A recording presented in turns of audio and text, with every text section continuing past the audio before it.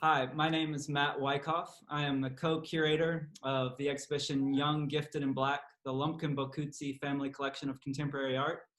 And I'm here today with Chiffon Thomas, one of the artists featured in the exhibition. Thank you very much, Chiffon, for joining us.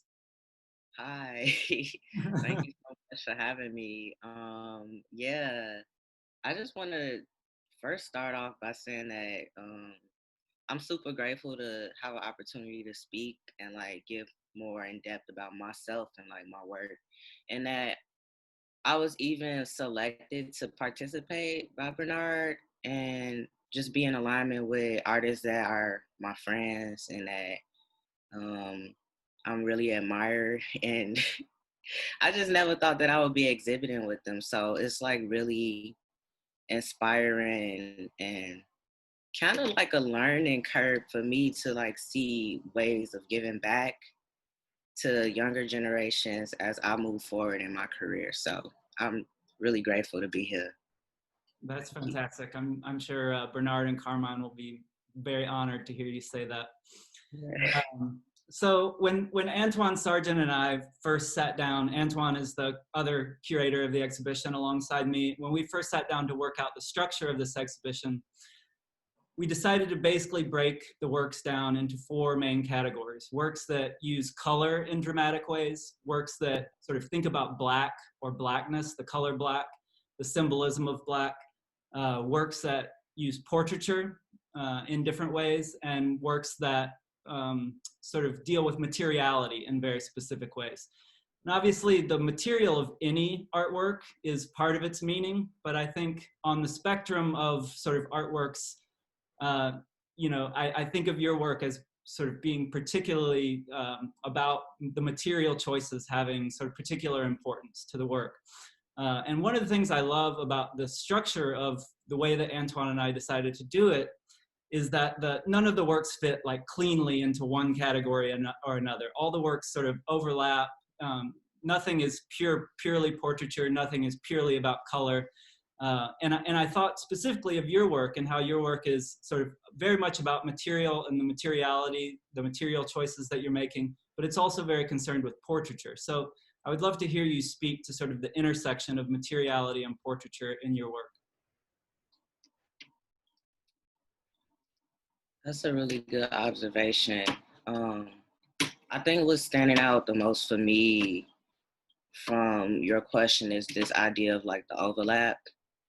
And I think that a lot of ways in which I approach making is kind of like parts becoming a whole. So I see my way of making to be really similar to collaging.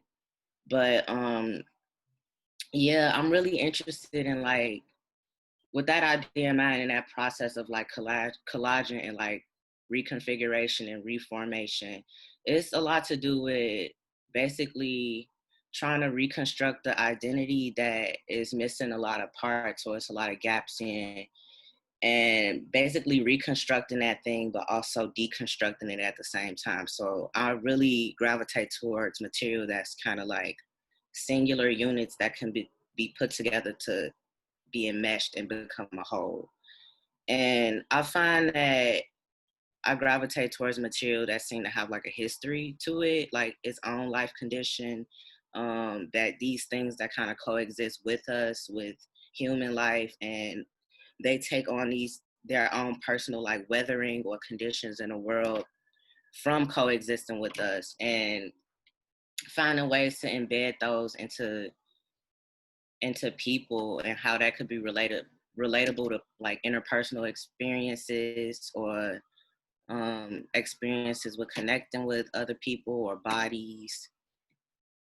Yeah, the material is really important to me, and I use material to kind of investigate human subjectivity and using the human body as a vessel. But I am interested in how portraiture can contain all of these really complex concepts and using material to contextualize those concepts is the way that I approach portraiture. And how can I allow a viewer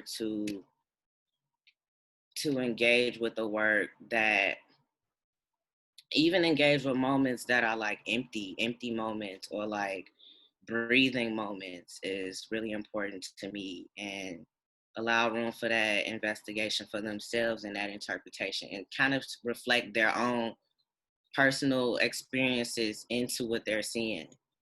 So I don't like to like completely fill in like the whole narrative through these portraits. I want people to respond to the material. Maybe it might be like Bibles, or like um, fiber is like a domestic material. It's something that's relatable. It's something that we wear. It's really tactile. It's something familiar to us. So people have their own different like understanding of these materials that they see every day and they contend with in the world every day. And I think when they start to project some of those things, it enters like a psychological space for them that that is predominantly the purpose of why the word exists. Is to like always be entering into like a psychological space. Like it's deeper than just what's surface level and what the material is sitting on the surface. Like, why does that material exist? Like, what is its function? Um, what has it done since it was created up until the point that you're seeing it now? Right. So those are. Yeah, I mean, I think that's really interesting, especially like, you know, I think about the way that you're using thread and the sort of yarn in the portraits that are in the exhibition, and there's like literally space between, you know, between the threads, you know, where the eye can sort of go into the dark spaces between the threads. So there's color, but then there's like sort of space, literally space between the threads, and so they sort of make up this like. You know, you sort of see the figure, the portrait, but there's sort of all these holes in it because of the material that you're using. It's not like looking at a painted surface where it's sort of the whole thing is covered. There's like this like physical depth between the spaces of the threads. Yeah, and also like using certain things as like a substrate, like windows or things that even related to like a domestic space as well, like window screens, and just seeing how they could be utilized to kind of be a barrier, or a barrier that shows an interior space. Right. So idea like interiority, exteriority, the ways that the fibers are very loose, or they could be taut, or they could be like heavily built up. Like how much are you allowing how much information is needed to allow for like a sensorial like experience for the viewer, or like a visceral experience, and like how many things can you edit down so that they could come up with their own interpretation? Because yeah, that's like my biggest thing when making work. I just really want things to be personal, like my own personal experience to be kind of extended or expanded upon with other people in a way. I don't know if that makes sense, but I hope it does. Yeah. So yeah, I hope it does make sense. But Great. yeah, and just exploring with as many things as I can, like especially things that's been discarded, like finding like a new purpose for them. Right. Um that's that's always just a really awesome feeling, like to give something a new meaning or purpose in life when it's been disposed of. Like things could always be like recyclable, like, or have a new iteration of ideas. Fantastic. Well, again, thank you so much for doing this with us. I know that Bernard and Carmine will be really pleased to have you as a participant in this, and to have your voice, you know, in some of the promotion for the exhibition. And Antoine and I are both very pleased to have you in the exhibition. So thank you very much for joining us, and good luck with your work going forward.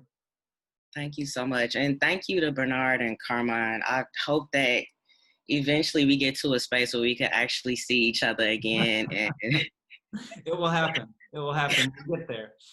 I hope it's soon. And thank you, Matt, so much for taking time for me and carving out time to like curating this exhibition. Of course, it's really my pleasure. Thank you. Thank you so much.